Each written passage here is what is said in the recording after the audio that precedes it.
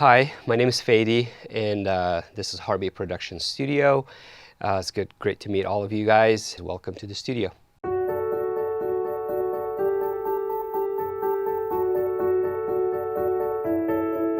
I recently had the opportunity to sit down with my good friend Fady, owner of Heartbeat Productions, and take a look at his brand new space here in Kansas City. I'm really excited for Fady. He got to actually design this space specifically for his audio needs, as well as shooting video in the space. Many of you may be asking, why have I been spending so much time on audio in recent videos on my channel? The answer is simple, is because audio is very closely tied to video.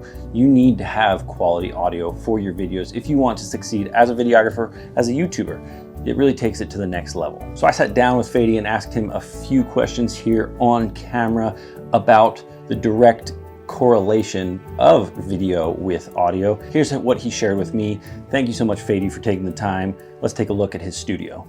I've been doing audio production, mixing, mastering, post-editing for videos and films and stuff like that for the last probably 15 plus years. So when we built this house, I designed it downstairs to become my studio space. And in Vision, I was looking for something that serves both audio and video, because a lot of projects that I work on, artists actually want to track the whole thing, audio and video, and they want to capture it all at the same time. So some of the things that we wanted to do is create black walls that really helped with video, taller ceilings, helped with video, black curtains across the whole room, so that way we can completely block natural light, because we have a lot of windows down here. So that way for video and for lighting, all the lights are all LED dimmable lights, so that way I can control majority of them. And obviously soundproofing for the whole space was completely dead, was commercial soundproofing in walls, ceiling, and floor. That way for shooting videos and audios, we make sure we get the cleanest and quietest quality for all of it. So as an audio engineer, obviously I care a lot about audio, and I care a lot about audio quality. And I've worked on a lot of video projects with videographers, and one thing I would say is crucially important is the quality of your audio as you are capturing, whether it's an interview, whether it's a music video, especially if it's a live tracking of the content that you're doing. It's easy to fix video in post, because you can actually grab a lot of B-rolls and grab a second shoot, a third shoot, and all that kind of stuff, but it's not easy to redo the audio. And then you run into a lot of noise issues and phasing issues and all that kind of stuff. So I would say it used to be like videographers just care only about the video side, and just whatever the audio happens, or they just pass it on to an audio engineer. But now how integrated audio and video has become, it's actually really crucial for videographers to understand more about audio, more about how to capture clean audio, where you place your microphones, how to make sure you don't have noise or background noise into your audio for your videos, and that way it saves you time and it saves your post-production time significantly. So one of my pet peeves working with videographers is lip syncing, especially when it comes to songs, because we would overdub sometimes and make sure that it's perfect, but then they would go and capture the shot that they think it's the best shot video-wise, but not paying attention to the lips and syncing the audio to that lip, because the overdub part that they chose was from a different take that doesn't match the picture. And part of the final product, it's a visual and audio product. So you gotta watch for both. And then a lot of times I've worked with videographers, they care so much about the picture, but they don't care about the audio, so they would pick the best shot, but it will still mismatch the audio.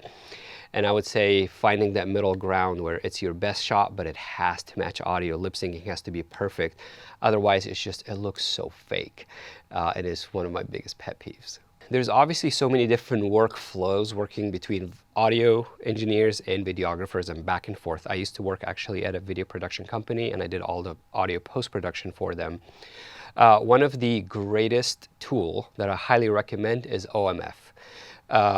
For all you videographers working with, whether it's Premiere, whether it's Final Cut Pro, whatever it is, collect and clean all your files in your session, and then you can actually, instead of sending individual audio files to audio engineers, and then they have to grab those and figure out where they go in the session, you actually use the OMF feature in the software, which capture and collects all the files, and we can grab that, open it on our side, and it will open everything exactly in the place where it was, including your crossfades and fade-ins and fade-outs. It will all be preserved. And then I can finish all of that, and if you're still wanting to work on it, I can send you back OMF for you to continue working on the audio side of it if you need more things, and then send it back. So they created OMF so audio and video can work back and forth, but I've worked with so many videographers where I get WAV files, not OMF. You run into syncing problems, you have to, whenever you export WAV, all your crossfades and effects are actually printed on the file, then I can't change any of it. And it kind of puts me in a pickle here where I can't do anything to that file. It is what it is.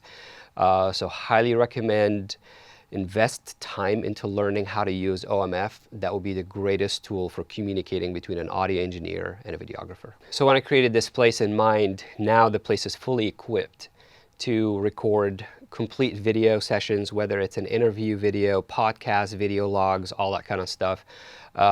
Music video, multi-tracking up to 48 channels of audio, including all the microphones and everything, a full band, a crowd was music singing, all that kind of stuff.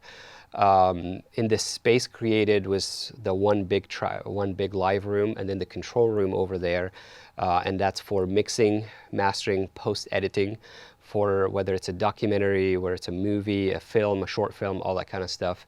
And then one of the upgrades that are coming really soon is actually switching the control room to a full Dolby Atmos mixing room to be able to mix surround and Dolby Atmos for films and videos as well.